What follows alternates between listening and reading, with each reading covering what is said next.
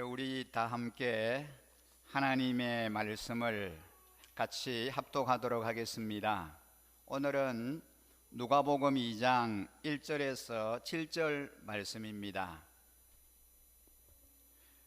누가복음 2장 1절에서 7절 말씀을 우리 함께 합독하겠습니다. 그때에 아우구스투스 황제가 칙령을 내려 온 세계가 호적 등록을 하게 되었는데, 이 첫 번째 호적 등록은 구레노가 시리아의 총독으로 있을 때에 시행한 것이다. 모든 사람이 호적 등록을 하러 저마다 자기 고향으로 갔다. 요셉은 다윗 가문의 자손이므로 갈릴리의 나사렛 동네에서 유대에 있는 베들레헴이라는 다윗의 동네로 자기의 약혼자인 마리아와 함께 등록하러 올라갔다. 그때의 마리아는 임신 중이었는데 그들이 거기에 머물러 있는 동안에 마리아가 해산할 날이 되었다. 마리아가 첫 아들을 낳아서 포대기에 싸서 구유에 눕혀두었다. 여간에는 그들이 들어갈 방이 없었기 때문이다. 아멘. 오늘은 성탄절입니다. 금년 성탄은 우리가 특별한 그러한 의미에서의 성탄을 보내고 있습니다. 예전에 우리가 이렇게 성탄절에 예배한 적이 없지만 올해는 특별한 상황 가운데 성탄을 맞이하였고 또 성탄 감사 예배를 이렇게 드리고 있습니다. 비대면 예배로 이렇게 예배를 드리지만 그래도 다행한 것은 우리 가정에서 예배드리는 우리 성도님들의 그 모습을 이제 영상으로나마 보면서 예배를 드릴 수 있다는 것이 큰 위로가 되기도 합니다. 그리스도 안에서 사랑하는 우리 일신가족 여러분, 오늘 아기 예수님께서 탄생하신 성탄절이죠. 그래서 우리가 함께 읽은 이 본문의 말씀을 가지고 구유에 누인 아기라고 하는 제목으로 함께 말씀을 나누고 싶습니다.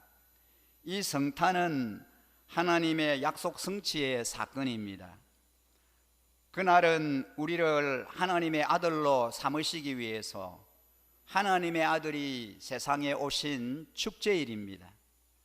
구주 탄생의 큰 기쁨이 우리 마음에 풍성하기 위해서 때가 참에 하나님께서 그 아들을 보내사 여자에게서 나게 하신 내력을 본문을 통해서 살펴볼 수 있습니다. 구주 탄생의 소식은 그 소식을 의미 있게 받아들이는 모든 사람들의 마음에 항상 경이로움과 찬양이 넘치게 합니다. 벅찬 감탄과 기쁨의 찬양으로 성탄을 맞이하게 됩니다. 그것이 하나님의 아들이 오시는 것을 맞이하는 바른 모습입니다. 오늘 이 본문에 보면은 이 본문의 저자인 누가는 어떻게 이 아기 예수의 탄생을 기록하고 있습니까? 가이사 아우구스투스의 명령과 함께 이 본문이 시작되고 있습니다. 누가는 예수 탄생의 사건을 세계사 속에서 소개하고 있습니다. 이는 지금의 우리 입장에 보면 극히 당연한 것처럼 보입니다. 현재는 온 세상이 예수님께서 오신 해를 기준으로 하여 연도를 계산하고 있습니다. 그래서 이론의 여지가 없이 예수님이 역사의 주인이시라고 하는 것을 수긍할 수밖에 없습니다. 역사가 이 누가의 통찰력을 한번 살펴보십시오. 그는 예수 그리스도의 사건을 세계사 속에 소개하고 있습니다. 이것은 대단한 역사적인 안목입니다. 그때 아우구스투스 황제가 칙령을 내려 온 세계가 호적 등록을 하게 되었는데 라고 본문에 기록되어 있습니다. 저자인 누가는 여기에서 예수님을 역사에 주로 파악하고 있습니다. 아우구스투스 황제의 명령은 갈릴리 나사렛에 살고 있었던 요셉과 마리아를 움직였습니다. 그럼에도 불구하고 가이사 아우구스투스는 예수 그리스도의 사건을, 예수 그리스도의 탄생을 다루는 데 있어서 무의식적으로 수종들고 있다라고 하는 것을 볼 수 있습니다. 그가 의식적으로 한 일은 아니지만 자기도 모르는 그 무의식 가운데 예수 그리스도의 탄생에 대한 그런 수종을 이 아우구스투스 황제가 들고 있다라는 겁니다. 그가 예수께서 예언된 곳에서 태어나도록 하는 일에 사용되고 있는 것을 보게 됩니다. 갈릴리 나사렛 동네에 사는 이 요셉과 마리아는 황제의 칙령이 없었던들 갈릴리에서 유대 땅 베들레헴까지 갈 이유가 없었을 것입니다. 누가는 이때 가이사 아우구스투스가 영을 내려 천하로 다 호적하라 하였으니 라고 하는 이 기록을 통하여 아기 예수 그리스도의 탄생의 우주적인 의의를 보여주고 있습니다. 이 아이는 가이사 아우구스투스의 명령을 배경으로 태어나는 아이입니다. 저자인 누가는 천사의 말을 빌려 이렇게 말합니다. 내가 온 백성에게 미칠 큰 기쁨의 좋은 소식을 너희에게 전하노라. 이 소식은 온 백성에게 미칠 기쁨의 소식이다 라고 말하고 있습니다. 시몬의 말을 통해 이렇게 표현하고 있습니다. 내 눈이 주의 구원을 보았사오니 이는 만민 앞에 예비하신 것이요 이방을 비추는 빛이요 주의 백성 이스라엘의 영광이니이다 라고 합니다. 예수님을 이방에 비친 동시에 이스라엘의 빛이다 라고 말합니다. 누가는 그리스도 예수에 대한 이러한 신앙을 가지고 있었습니다. 놀라운 신앙의 안목을 소유하고 있었던 겁니다. 아기로 태어난 그분은 우리 모두와 관계를 갖고 있습니다. 그는 이스라엘의 영광인 동시에 모든 이방을 비추는 빛이십니다. 그를 믿고 예배하며 찬양하는 우리들뿐만 아니라 그것은 우리의 창조자시요 우리의 구주이시기 때문입니다. 그리고 그분은 우리의 심판주가 되실 것이기 때문입니다. 그러기에 우리 모두는 예수 그리스도를 모르는 사람들에게 그분이 누구신지를 증거해야 합니다. 한날 모든 무릎을 예수의 이름 앞에 꿇게 하시고 모든 입으로 예수 그리스도를 주라고 시인할 날이 오고 있습니다. 다음 장면으로 오늘 이 본문은 우리를 안내합니다. 우리가 읽은 본문 4절 5절의 말씀을 보면 요셉은 다윗의 가문의 자손이므로 갈릴리의 나사렛 동네에서 유대에 있는 베들레헴이라는 다윗의 동네로 자기의 약혼자인 마리아와 함께 등록하러 올라갔다.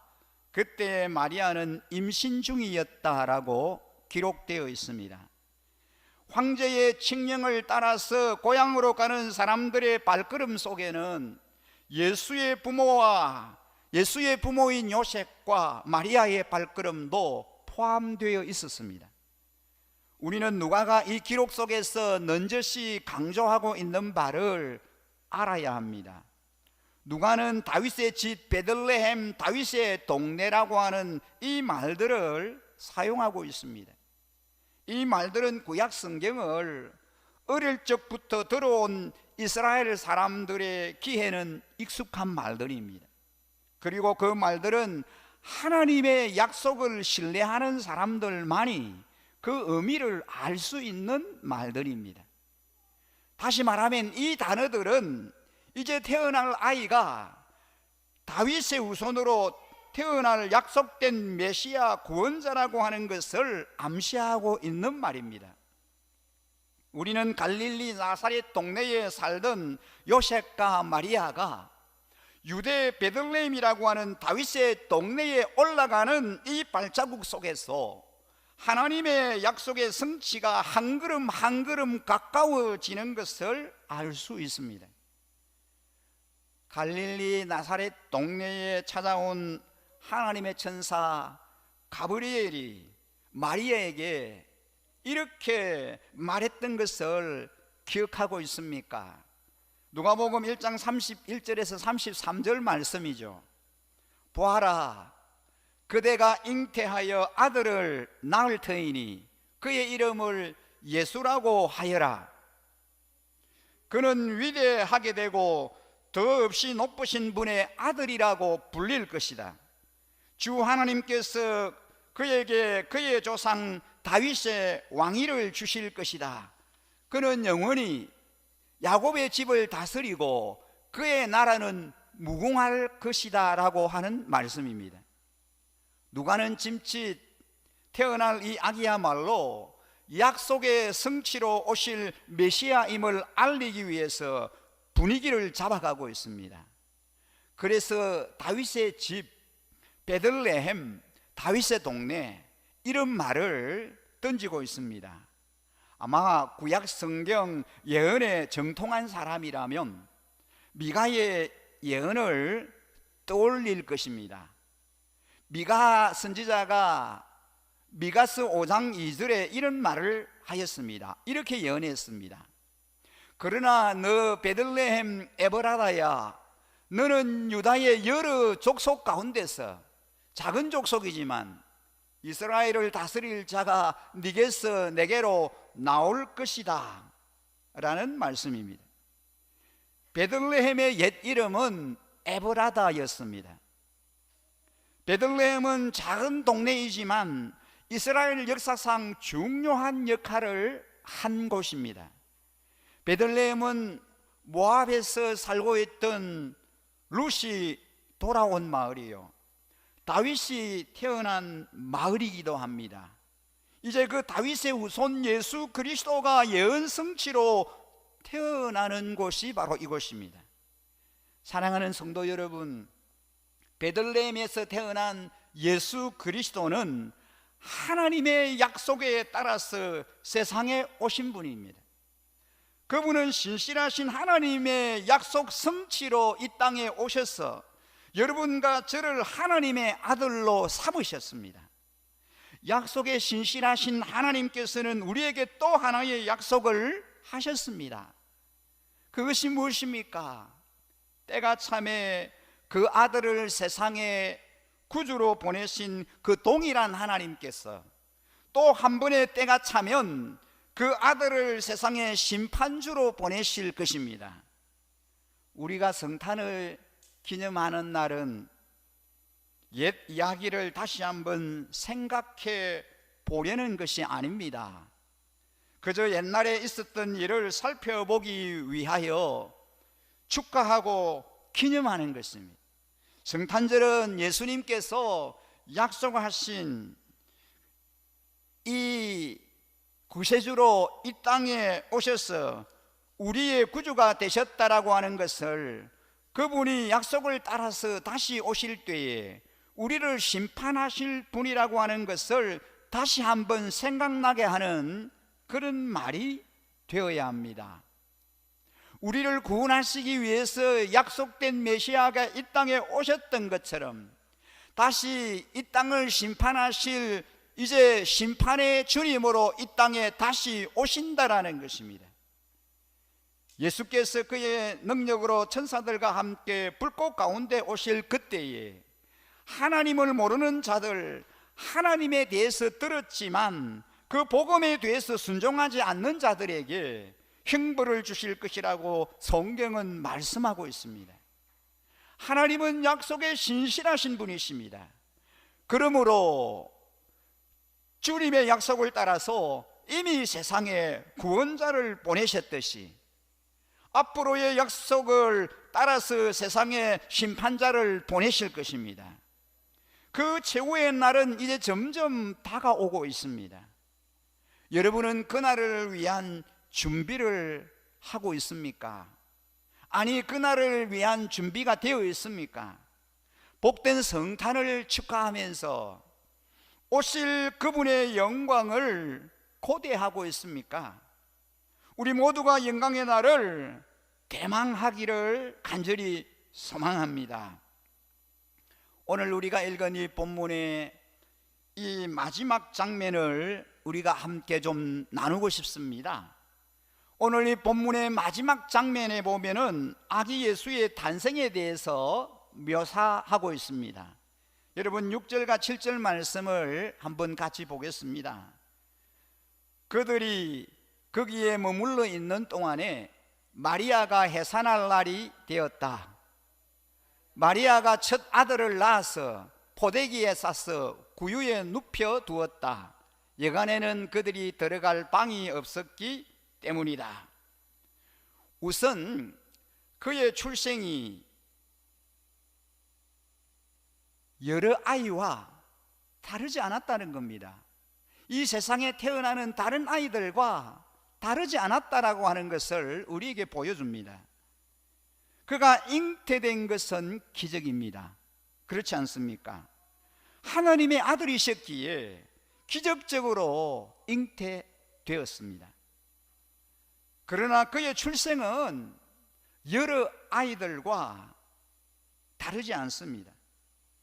때가 찼을 때 어머니를 통하여 자연스럽게 탄생하였습니다.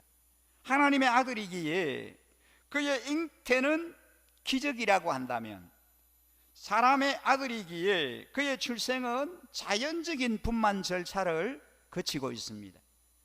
왜 만삭인 아내를 데리고 베들레헴으로 올라갔는지 여러분 궁금하지 않습니까?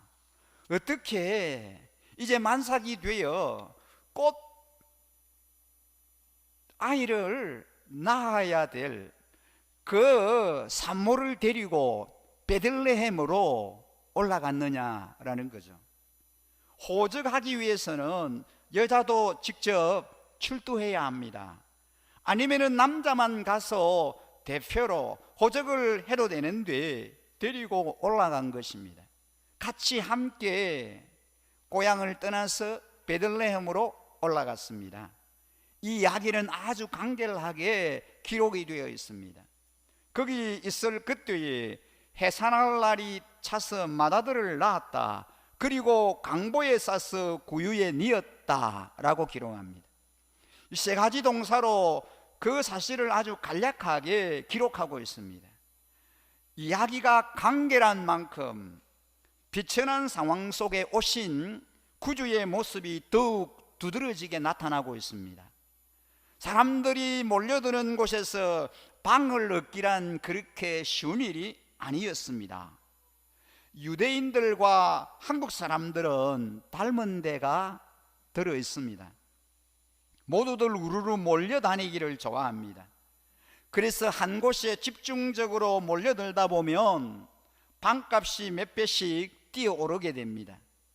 모두가 안락한 곳을 원하는 상황이었기에 이 젊은 부부로서는 방을 차지할 수 있는 상황이 아니었을 것입니다. 이 땅에 오실 때부터 인간 세상에 몸두실 곳을 찾지 못하신 분이 여러분과 저의 구주 되시는 분이십니다. 장차 세상에서 거절을 당할 일을 미리 보여주기라도 하듯이 성경은 사관에 있을 곳이 없음이러라 라고 말하고 있습니다. 여인 속에 있을 자리가 없는 정도가 아니라 세상 어느 곳에도 그가 발붙일 자리를 얻지 못할 앞날을 내다보는 그런 기록인 것 같습니다. 여러분, 이제 젊은이가 결혼을 하고 가정을 꾸렸어. 방도 하나 제대로 구하지 못한 그런 상황에서 첫 아들을 낳았다고 생각해 보십시오. 그 아픔은 평생 가슴에 남을 것입니다. 뿐만 아니라 그 아이를 바라볼 때마다 늘 미안한 마음이 들지 않겠습니까? 사랑하는 성도님 여러분, 비천한 상황 속에서 태어난 아기 예수 그리스도의 이야기가 오늘을 살아가는 우리와 무슨 상관이 있습니까? 저와 여러분과 어떤 관계가 있습니까? 크리스마스 전날을 밝히고 축하하는 연극 무대를 그럴듯하게 꾸미기 위한 배경으로서의 이 이야기가 기록되어 있는 것입니까? 많은 사람을 섬기기 위해서 세상에 오신 그분의 출발점이 우리에게 시사하는 바가 무엇일까요? 그분은 사람을 섬기러 오셨기에 모든 사람보다 낮은 자리에서 그 생을 시작하셔야만 했습니다. 그가 낮아지셨기에 우리가 구원을 받을 수 있게 된 겁니다. 그러므로 우리도 낮아지지 않는다면 결코 우리를 통해서 하나님의 생명이 전달되지 않을 것입니다.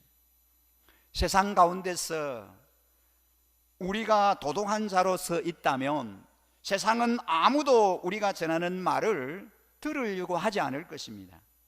그러나 우리가 낮아질 수 있다면 이 기쁜 소식은 온 세상에 전파될 것입니다. 전달될 것입니다. 섬기는 첫걸음은 낮아지는 데 있습니다. 섬기는 첫걸음은 모든 것을 포기하는 데 있습니다. 자기가 가지고 있는 기득권과 그 모든 본인이 누리고 있는 그 모든 것들에 대한 포기가 없으면 새로운 섬김은 불가능합니다.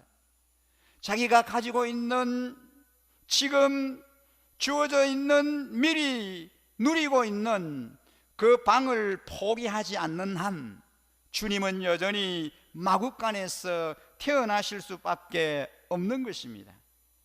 그래서 해마다 연례 행사로서가 아니라 우리가 가진 무언가를 구체적으로 포기하고 내려놓으면서 성탄절을 맞이하고 싶다면 물질을 이웃과 함께 나누는 것도 한 방법이 될 것입니다. 내가 가지고 있는, 내가 누리고 있는 그 무언가를 이웃과 함께 나누고 같이 공유하는 그런 것이 우리에게는 참으로 필요할 것입니다. 오늘 2020년 성탄 감사 예배를 드리는 우리 일신가족 여러분, 오늘이 아기로 이 땅에 오신 예수님, 그분은 본래 부유하신 분이십니다. 그분은 본래 갈 곳이 없어서 세상에 오신 그런 분이 아닙니다. 그러나 그가 모든 부유함을, 그가 누리고 있는 모든 것들을 내려놓고 포기하신 것은 우리를 위해 가난하게 되려 하심이라고 성경은 말씀하고 있습니다.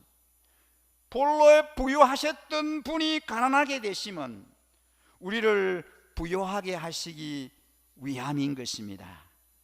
하나님의 아들이 사람의 아들이 된 것은 사람의 아들을 하나님의 아들로 삼으시기 위해서입니다. 그가 영광의 보좌를 포기하셨기 때문에 비천한 인생들에게 하나님의 자녀라고 불리는 놀라운 특권이 주어지게 된 것입니다. 주님으로 말미암아 우리가 구원을 받았다면, 주님의 뒤를 따르는 것이 그리스도의 삶이라고 한다면, 여러분은 예수 믿은 것 때문에 무엇을 포기해 본 적이 있습니까?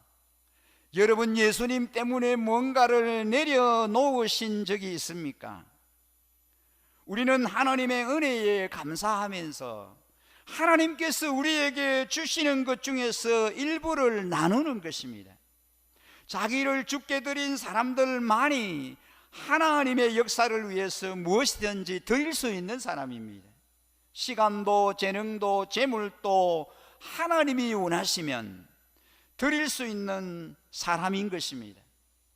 우리가 잘났기 때문이 아니라 우리의 구주이신 그분이 세상에 오셔서 그렇게 사셨기 때문입니다. 우리에게 그러한 삶을 보여주셨기 때문입니다.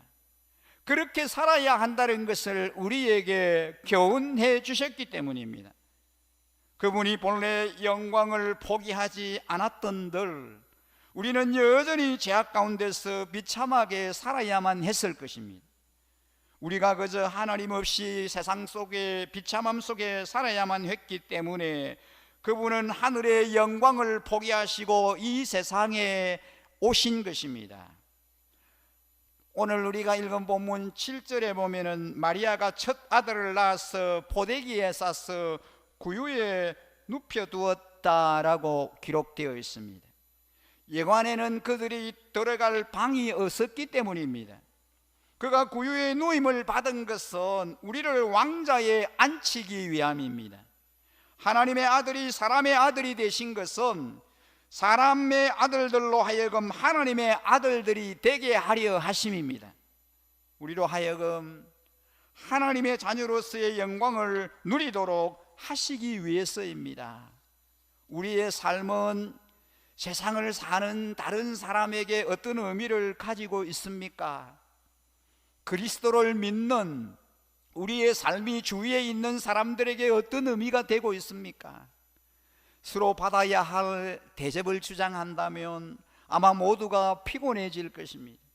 자기 권리만 주장한다면 교회 나오는 것조차 지긋지긋해질 것입니다. 기득권을 포기하는 곳에, 희생하는 곳에 참된 기쁨과 평강이 찾아옵니다. 왜 나를 대답하지 않느냐고 생각한다면, 나를 알아주지 않는다고 주장한다면 함께 사는 것이 참으로 고달픈 일이 될 것입니다. 세상에 어떤 사람도 저와 여러분을 섬기기 위해서 태어난 사람이 없지 않습니까?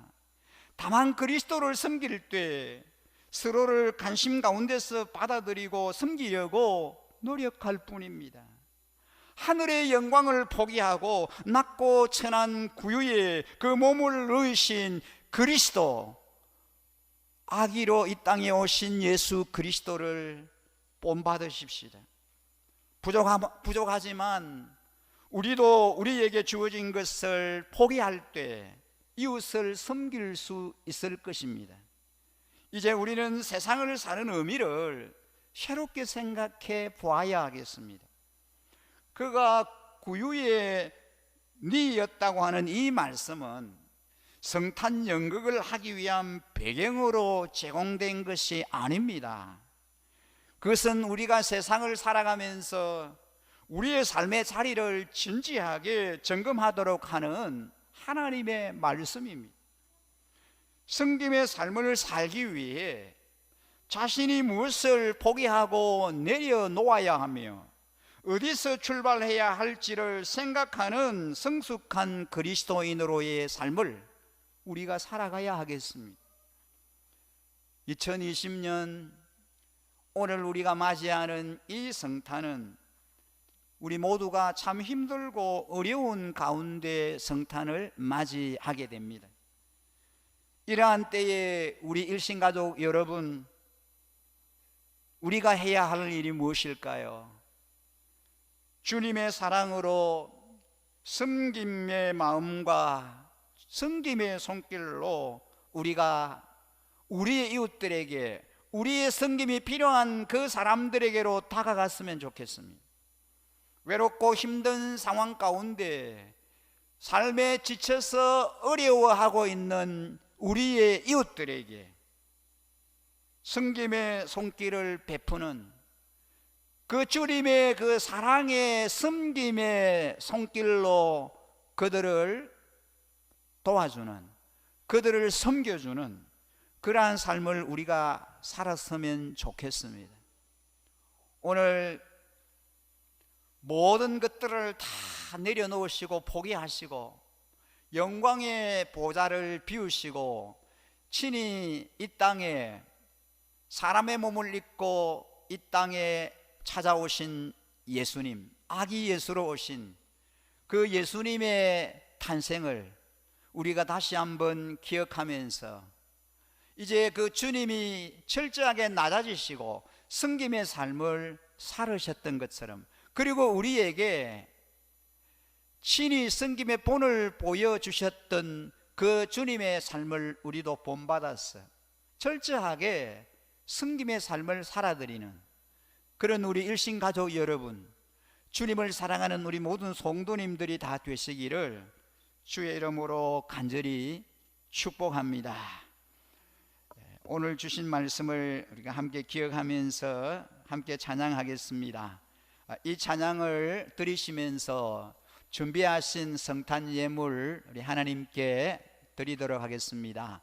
가정에서 온라인으로 또 예배하는 우리 성도님들은 온라인 계좌로 준비하신 성탄 예물을 또 하나님께 드리시면 되겠습니다. 또 우리 성도님들이 특별히 줌에 들어오셔서 다 같이 예배를 드려야 될 것 같고요. 현장에 계신 분들과 또 우리 줌으로 참여하신 분들, 또 영상으로 예배를 드리시는 분들 성탄 인사를 좀 같이 했으면 좋겠습니다. 서로 이렇게 한 자리에 있지는 않지만 떨어져 있긴 하지만 자, 우리 손을 흔들시면서 메리 크리스마스 하고 성탄 축하하겠습니다. 메리 크리스마스. 성탄에 여러분 복 많이 받으시고요, 늘 건강하시기 바랍니다. 하나님의 은혜와 하나님의 축복이 우리 성도님들 또 우리 자녀들에게 충만하게 임하시기를 주님의 이름으로 간절히 축복합니다. 다시 한번 우리 손 흔들면서 메리 크리스마스, 즐거운 성탄 되십시오. 우리 성도님들 축복합니다.